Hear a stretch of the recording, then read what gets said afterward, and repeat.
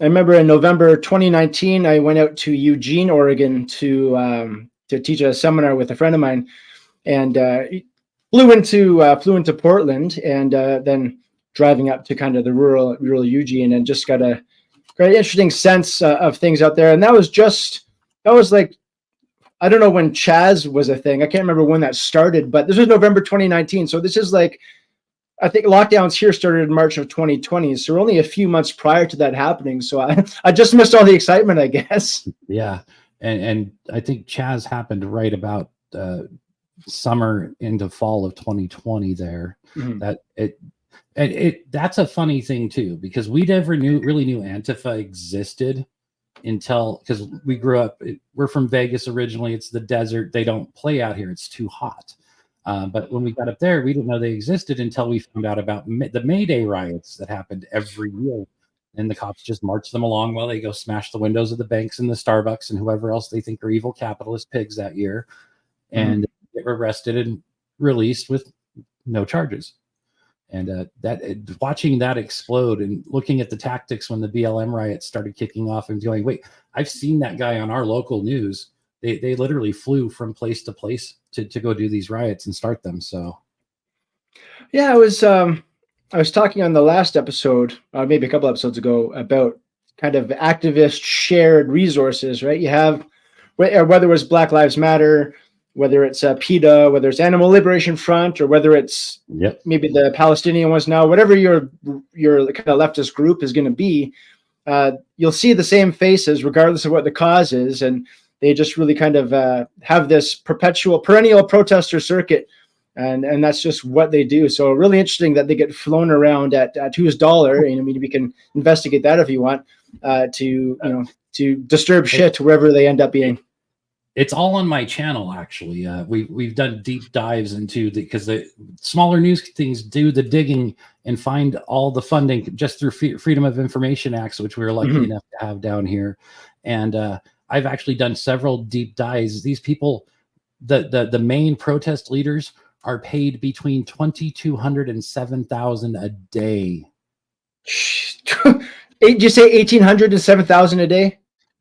$2,200 to $7,000. $2,200 to $7,000. So these are the ones that fly around everywhere to start it up. The people on college campuses that run the organizations that, like the Students for Justice in Palestine, those people get between $12 and $2,200 a day for every protest day they do.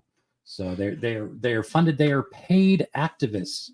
That's why it's all the same tactics, because they're out there just to cause trouble. And we've done deep dives since these college protests started going on into all of them, and you can watch the tactics and everything. And what it immediately boils down to, thank you, Doug, with the names coming in.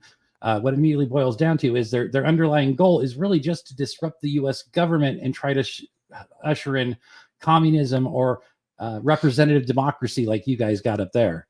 So it's funded and organized. We have Dr. James Lindsay coming back in Alberta here in June. He's going to come to four stops to have in Bonnyville, Edmonton, Calgary, and Red Deer, I think it is. Just 4 cities here in Alberta. And he came last October, and he has this podcast called the New Discourses podcast. And one of them was a whole episode on George Soros and kind of his philosophy and strategies. And he was saying that his belief in an open society, he doesn't like the imbalance that the U.S. is the dominant power. And so he's not exactly pro-China either.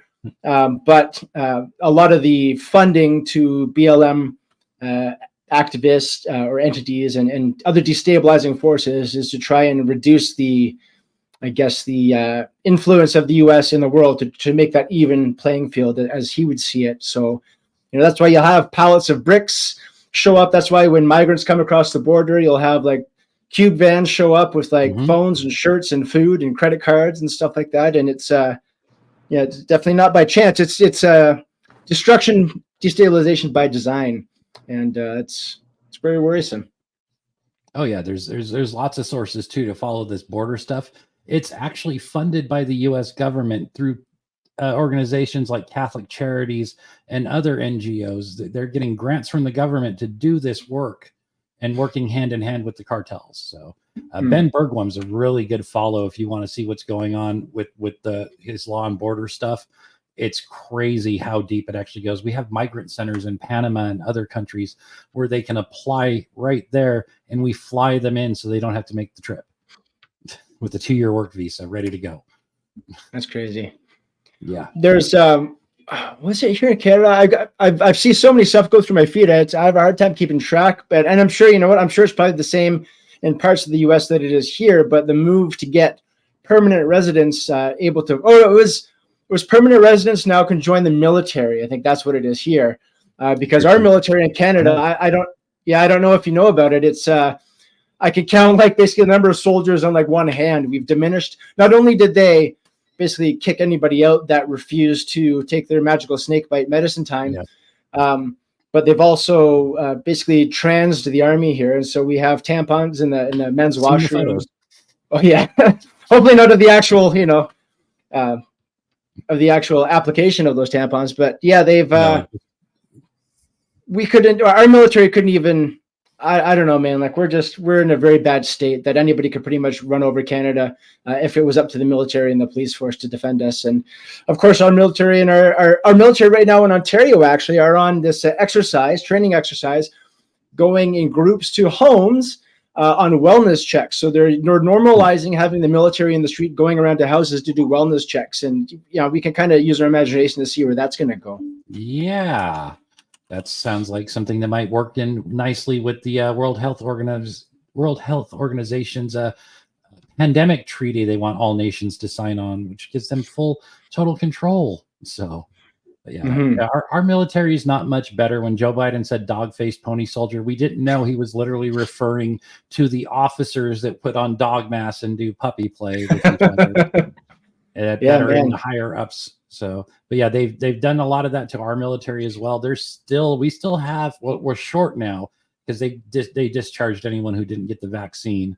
My son's actually in the Navy right now. One of them. He's deployed in the Asian Pacific area theater there, hoping Taiwan doesn't pop off. Oh yeah, a nuclear submarine. So, but yeah, they're recalling now a lot of these soldiers. They're getting letters in the mail that they're being called back to active duty, whether they were discharged from COVID or left on their own. They're doing a lot of recalls, which leads us down some scary rabbit holes. But we can see all that playing out overseas and know exactly what they're trying to do.